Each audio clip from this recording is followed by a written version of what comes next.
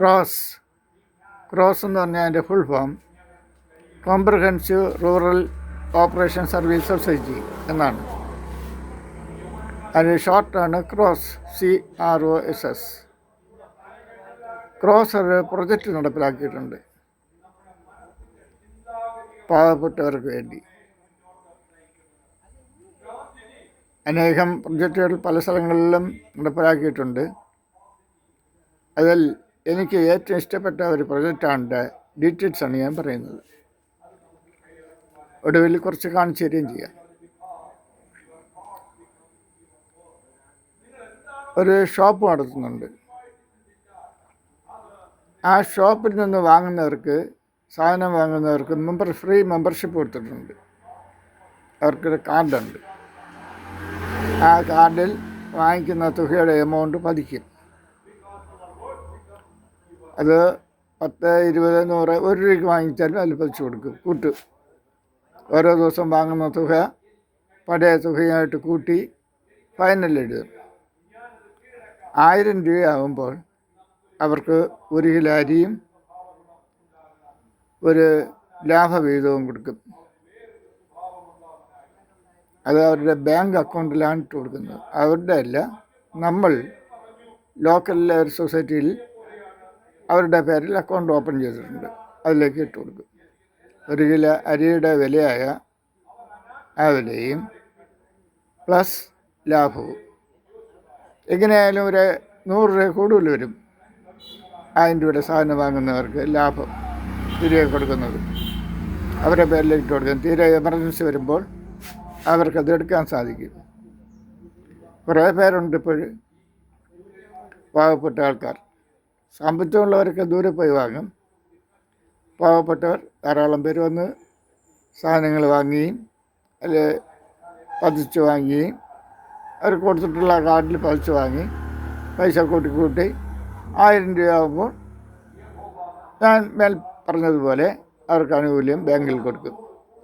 പിന്നെ 1000, 2000, 5000 ഒക്കെ 2-3 മാസമാകുമ്പോൾ 9000 രൂപ, 10000 രൂപയ്ക്കുള്ളവരുണ്ട്. സാധനം വാങ്ങുന്നവരുണ്ട്. അവർക്കപ്പോൾ നല്ല എമൗണ്ട് ഉണ്ടാവും, വലിയ എമൗണ്ട് ഉണ്ടാവും. അവർക്കങ്ങനെ തിരിച്ചു കൊടുക്കും. പിന്നെ ഒരു 5000 രൂപയ്ക്ക് സാധനം വാങ്ങിച്ചിരിക്കുമ്പോൾ ഒരു വീട്ടിൽ 10 കോഴിക്കുഞ്ഞും ഒരു കോഴിക്കൂടും അവർക്ക് കൊടുക്കുന്നുണ്ട്. അതേതിൻ്റെ ലാഭത്തിൽ നിന്നാണ് അവർക്ക് കൊടുക്കുന്നത്. അതൊരു പ്രൊജക്റ്റാണ്. അവരുടെ വീട്ടിൽ എല്ലാ വീടുകളിലും 10 കോഴി വളർത്തുക അതൊരു നിർബന്ധമാക്കി കൊണ്ടുവന്നിരിക്കുകയാണ്. ആർക്കും സാധിക്കാവുന്നതാണ്. ഇപ്പോൾ 1 സെൻറ്റ് സ്ഥലമുള്ള ഒരാളാണ് അതിലൊരു വീട് വെച്ചിട്ടുണ്ടെങ്കിലും ഒരു 10 കോഴിയുടെ ഒരു കൂട് നിൽക്കും ഉള്ള കൂട്ടത്തിൽ. അങ്ങനെ ഇവിടെ സാധനങ്ങൾ ഇപ്പോൾ മെമ്പർഷിപ്പുള്ള എല്ലാവർക്കും, ഏകദേശമുള്ളവർക്കും അത് കിട്ടിയിട്ടുണ്ട്, കൊടുത്തിട്ടുണ്ട്. പുതുതായിട്ട് വരുന്നവർക്ക് കൊടുക്കുന്നുണ്ട്, കിട്ടാത്തവർക്ക് കൊടുക്കുന്നുണ്ട്. 10 കോഴിക്കുഞ്ഞ് ഒരു കൂടും. അതവർ വാങ്ങുന്ന എമൗണ്ടിനെ അനുസരിച്ചിരിക്കും. 5000, 10000 ഒക്കെ വാങ്ങിച്ചിട്ടുള്ളവർക്ക് അതിൻ്റെതായ രീതിയിലുള്ള മാറ്റങ്ങൾ വരും.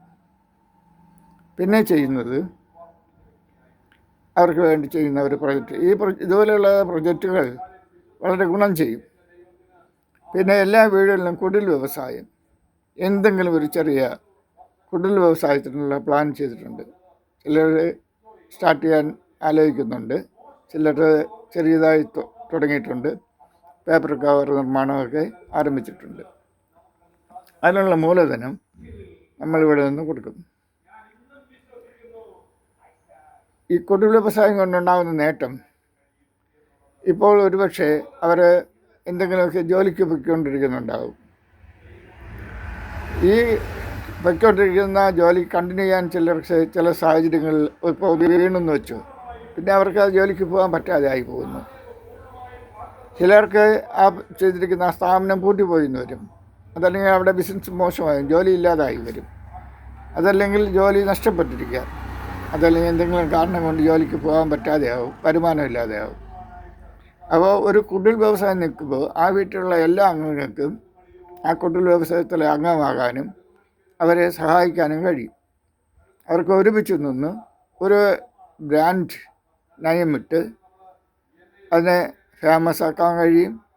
അതല്ലെങ്കിൽ അവർക്കത് ജീവിത മാർഗമാക്കി മാറ്റാൻ സാധിക്കും.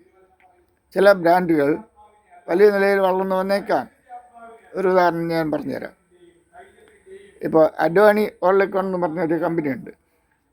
അതിനെക്കുറിച്ച് എനിക്ക് നല്ലപോലെ അറിയാവുന്നതുകൊണ്ടാണ് ഞാൻ പറയുന്നത്. അതിൻ്റെ ഓണർ IT മർച്ചന്താനിയാണ്. പുള്ളി ഒരു കാലത്ത് ചെറുപ്പത്തിൽ സ്വന്തമായി ഒറ്റയ്ക്ക് തനിച്ച് ആരംഭിച്ച ഒരു പ്രസ്ഥാനമാണത്.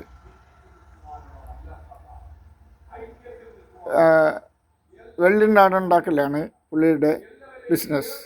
തനിച്ച് ഒറ്റയ്ക്ക് സ്വന്തമായി ആരംഭിച്ച ഒരു ചെറിയ ബിസിനസ്സാണ്. ഒടുവിൽ ആ വെള്ളിനാടിന് നല്ല മാർക്കറ്റ് കിട്ടി. പുള്ളി പിന്നെ ഒരാളെ കൂടെ ജോലിക്ക് വെച്ച്. അപ്പോൾ മുതലാളിയും തൊഴിലാളിയും കൂടി അങ്ങനെ ടക്കനെ പെട്ടെന്നായിരുന്നു വളർച്ച. പിന്നെ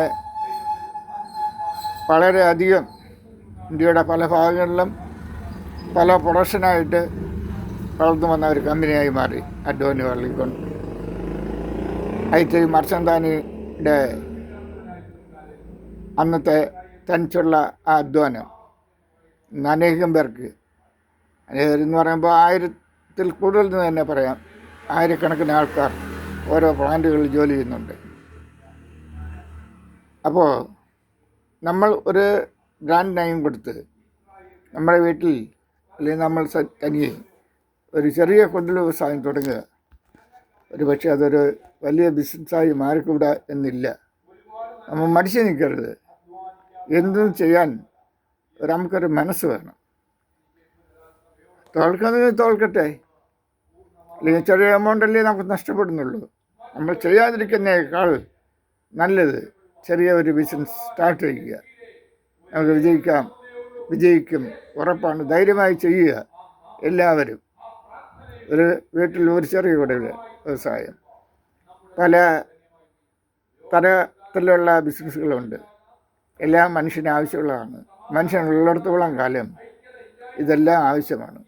അപ്പോൾ ഒരിക്കലും ഇതൊന്നും നിന്നു പോകുന്നതല്ല. ഓരോ ദിവസവും ആവശ്യങ്ങൾ കൂടിക്കൊണ്ടിരിക്കുകയാണ്. അതുകൊണ്ട് എല്ലാവരും ഓരോ വീട്ടിൽ ഒരു കുടിൽ വ്യവസായം ആരംഭിക്കാനുള്ള ഒരു സംവിധാനം നമ്മളുടെ ക്രോസിൽ നിന്ന് ചെയ്തു കൊടുക്കുന്നുണ്ട്. ഇപ്പോൾ സമയം ഓവറായി കഴിഞ്ഞിരിക്കുന്നു. തൽക്കാലം ഞാനിവിടെ ഇതിനെക്കുറിച്ചുള്ള വിശദീകരണം സ്റ്റോപ്പ് ചെയ്ത് ഇതിനെ കണ്ടിന്യൂ ചെയ്യാം. അടുത്ത വീഡിയോയിൽ കുറച്ചും കൂടി വിശദമായിട്ട് നമ്മൾ കേരളം, തമിഴ്നാട്, പോണ്ടിച്ചേരി ഇങ്ങനെ 3 സംസ്ഥാനങ്ങളിൽ നടത്തിയ പ്രൊജക്റ്റുകളെക്കുറിച്ച് ഞാൻ പറഞ്ഞുതരാം. Okay, bye, thank U.